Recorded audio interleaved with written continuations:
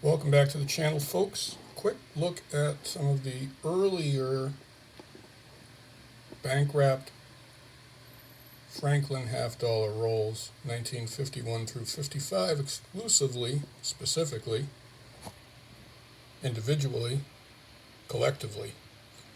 There are 17 rolls here. All of these are dated 1951 through 1955, and they represent the only $10 bank-wrapped rolls I have pre-1955. Some of them are either loose or, appear like they may have been opened. I don't think any of them are open. I think they're just starting to fall apart over time, although anything's possible. I do have some $20 rolls, the double rolls, that are pre-1955. I have three from 1954, a 1954D, and then there are two S mint marks that are both tails on both ends. One of them is marked 54S, the other one is unknown. And I have considered it a 54S, but of course it could be there's a small possibility it's something else, but probably not. But quick look at these, and we'll put them in the light box for reviewing. We'll just go through them quickly one at a time, starting with this one and only 1951. Not necessarily a rare date for a roll, but the only one I've ever seen bank wrapped. And it's a very nice roll. Fidelity Trust Company, Baltimore, Maryland. A little bit on the scarcer side. A little bit of a tear there, or imperfection in the paper, but hey, the paper is 75 years old. Yeah, this is the 75th anniversary of this date. You can see the mottled toning, not necessarily attractive, but certainly original on both ends, and a little better on the reverse, a little more even and consistent. That earthy tones, tan with little hints of amber, rose, aqua, green, and gold. And one of my more prized bank-wrapped rolls. Next up, we have this 1952. And I love these rolls with this wrap, these Pennsylvania Company 52P. Again, not necessarily a rare roll in terms of tubed, although it's pretty good date. Pretty scarce. You see the 52D a heck of a lot more. And of course the 52S is the one of the key dates, if you will. There are no key dates for Franklin halves, but in a relative term. So here we have similar type mottled tone. We have heads on both ends, and the 52P, the only, actually I do have a tubed roll of 52P, but it's a pretty scarce date roll. And again, the only bank-wrapped 52 date roll I've ever come across in all of my years collecting. And then we have another 1952, but a D, 52 Denver roll. Another one of my, I love this roll too. I love the feel in the hands, Federal Reserve Bank, Cleveland. Certainly appears completely original. No sign of tampering or mishandling or anything else. Hard to get good light. It is a little bit on the darker side. It's a little better there. But you have to wonder what the middle 18 coins look like. I'm sure they're beaming with luster. 52D is a pretty common date overall in the series. Pretty readily available with the full bell lines. And another Federal Reserve. This one's St. Louis. The last one was Cleveland. Neighboring cities of the Midwest, and another 1952 with the date stamp. This is another Denver roll. It doesn't really say it. It's how it was bought. It's sold as a 52D. And I haven't really looked at it in quite a while. Didn't realize that it was a heads roll, because I haven't seen it in quite some time. And there's no writing indicating 52D. So that's how it was sold. That's how they usually are right. So There's no reason to suspect anything else, especially considering of the 3 dates, of the 3 mints, the 52D is the more common. So if it happens to be a Philadelphia or, but God forbid, a San Francisco, that would just be a bonus. But again, another untampered, fully original, soft paper, starting to fade. You see the blemishes. But another one of my favorites. They're all my favorites, especially this one. This is a 1953, another one of those. This is actually like a Batdorf roll from the Philadelphia company. Philadelphia Bank, Pennsylvania Bank, Philadelphia. Very worn. The 53P is significantly scarcer than the 53D in terms of rolls. 53S being the really tough one, but 53 Philadelphia in any roll from any denomination, whether it's dimes, quarters, or half dollars, is tougher than the mint marks, except for the 53S halves. Even in the quarters, the 53P is the scarcer, and by a long shot, the dimes as well. So the 53 53 Philadelphia half-dollar bank-wrapped roll is quite a find. This one came from Edelman's of Pennsylvania, coincidentally. Edelman's Jewelry and Bullion and Rare Coins, good guys. No relation to Julian Edelman, expatriate. Another 53 roll with a Denver mint on the reverse. Not a lot of toning on this one, but sometimes that happens. There's a lot of speckled toning on this side. Very plain paper. There was some writing, faded off long ago. So no way of tracing this one, but speaks to the originality of it. Guy who bought it before me must have bought it in the year 2004 for 280 bucks. Must have been nice, because you really couldn't get this for at least double that, probably more. That's about what I paid about 4 or 5 years ago. Even though there's no writing, even if this was in a tube, it's a pretty good date. Anything pre-1954 is a pretty good date no matter what it is. And as if one's not enough, we've got one more from 1953, another Denver. This time you see the paper ripping, very brittle. Another KC Federal Reserve, and I should probably put some tape on that. In fact, I think I will, because that's pretty close to busting open. Much as I hate to mess with them, sometimes you have to make a decision. Gravity keeps taking it away. Put a little Scotch tape on that to try to keep this thing from falling apart. I hate to do it, but it's the lesser of two evils. Probably another piece, actually. Okay.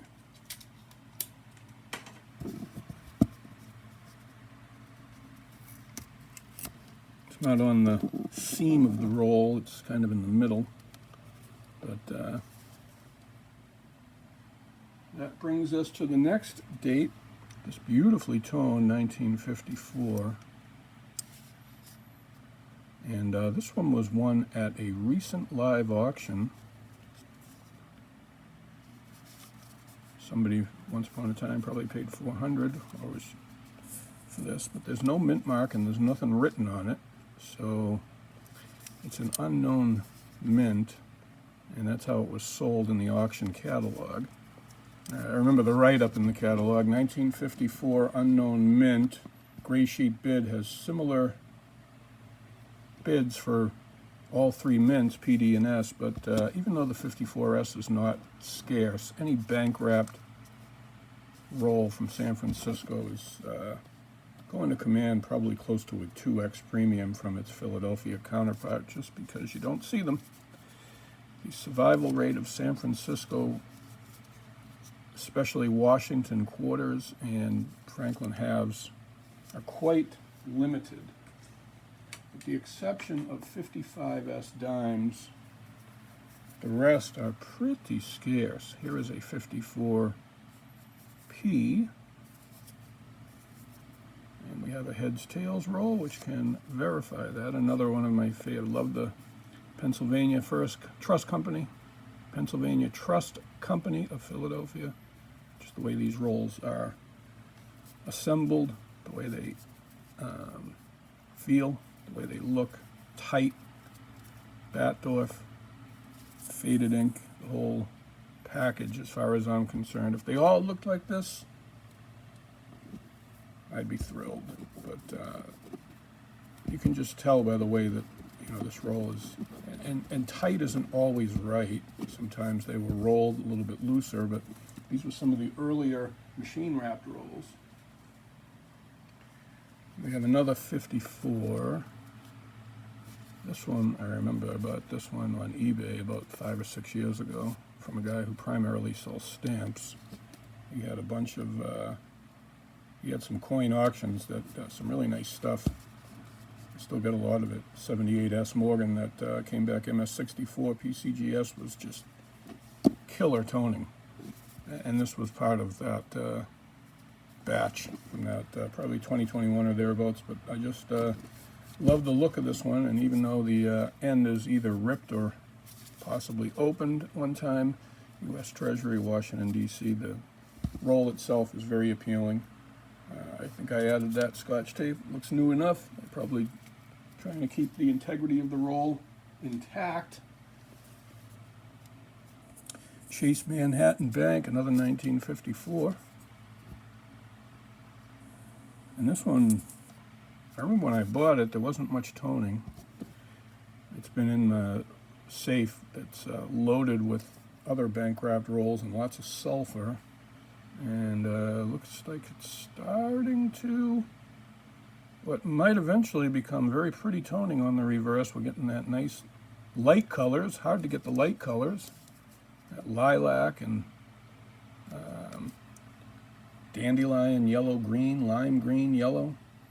That maybe in time these may blossom into something very pretty. It's still in its early stages of toning, and these things take time. You cannot rush Mother Nature, and if you try to, you're guaranteed to end up with a less than ideal result. I've tried many times to expedite the toning, if you will, and it usually comes up black, terminal, splotchy, some combination of all of them. So not necessarily artificial toning, but I guess it is.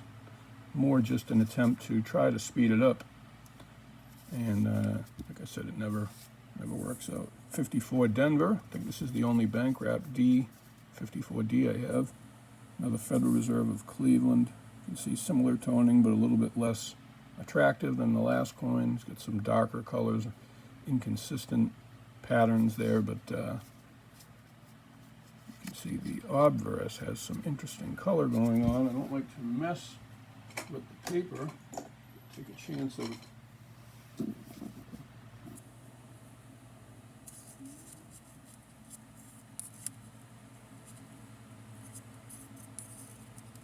ripping it further or doing damage to the roll or even the coin, but you can see under there we get some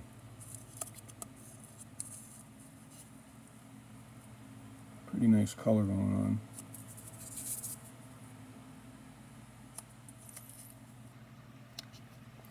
So we don't really want to mess with it too much.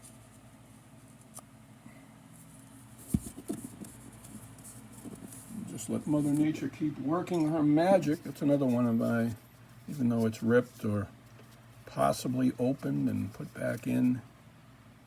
D for Denver, I guess. Still a nice roll. And in the last group are my 1955s.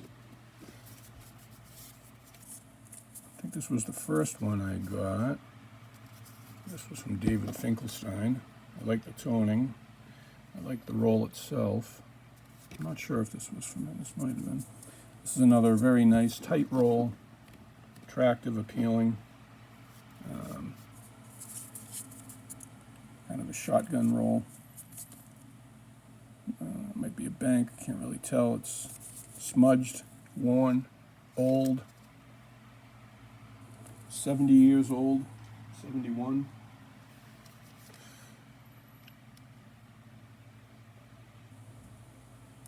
$1955, if you can't read that, 55. Deep toning, Federal Reserve Cleveland, beautiful toning on the reverse. Another wonderful example. A lot of people ask, man, how do you not open these? Well, first 5 years it was really hard not to, but as the rolls accumulated, as I like to explain, you can always put cream in the coffee, but you can't take the cream out once you put it in. So there may come a day where I open some, but I also realize keeping them in bank wrapped roll, especially as more people cannot resist the urge of opening them, reducing the population of those surviving, really only makes the value go up over time. So that's the second 1955. Here's a third one. This one has a paper plugged end, which is a tails end, and there's another tails end. So how do you know it's a 1955? You don't.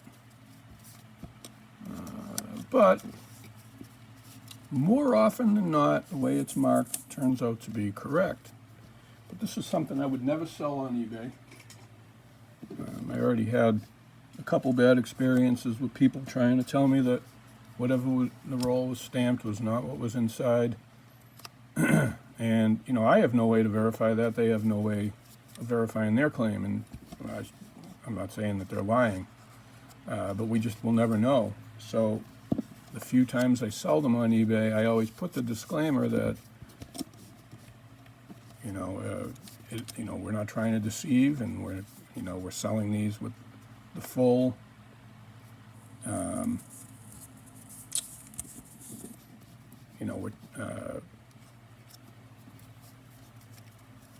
full understanding that to the best of our knowledge, these are represented accurately, and 99.x% of the time they are what they are labeled. But there is always a chance that these could have been rewrapped, or so you should only buy them if you're understanding that and you're willing to take that chance. And if you unwrap them and God forbid it's something different, I would say if it's that difficult for you to handle, you shouldn't buy bank wrapped rolls at all. Certainly not on an online venue. Now, I do know that some auction websites will say, do you want us to unwrap the roll to verify it for you before we ship it to you?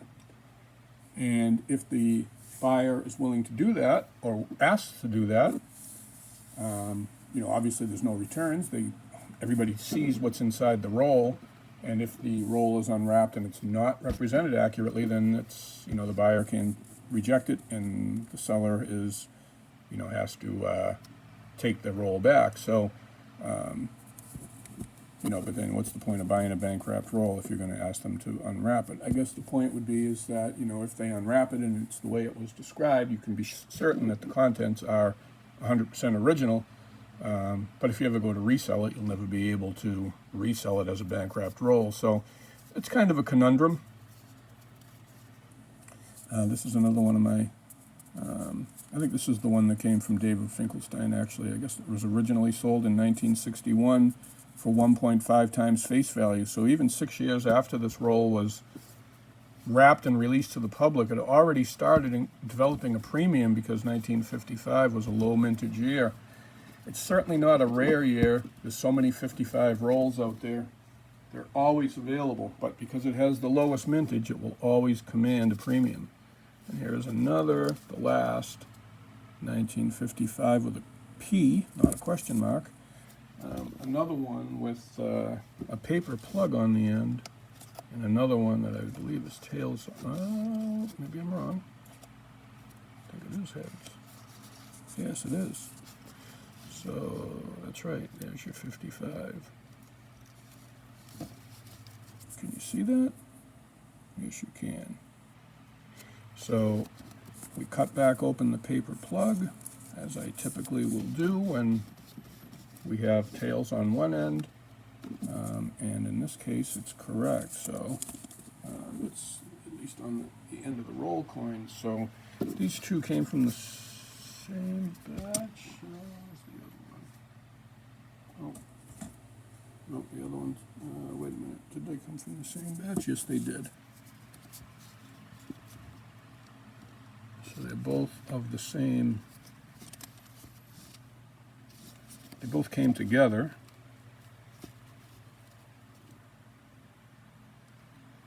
Same batch, so there's no reason to think that the second 55 one that has tails on both ends is not as it's represented. In my next video, I plan to do something a little bit different, and I want to talk about gambling in numismatics, as blind boxes and vault boxes and Instagram raffles and all kinds of other stuff has been kind of running rampant the last year or so in numismatics, and I want to see, I'll offer my opinion on that, and I'd like to hear back on your opinion on gambling in numismatics, and whether or not you think it has a place, that it's okay, it's great, not so great. I'll share my thoughts in the next video, and until then, thanks for watching. Like, comment, subscribe. You can find us on eBay under this name, Sam's Coins and Heavy Metal, with an underscore in between each word. There's our contact information below, website, phone number, and our email address. So please like and subscribe if you're so inclined, and we'll catch you in the next video.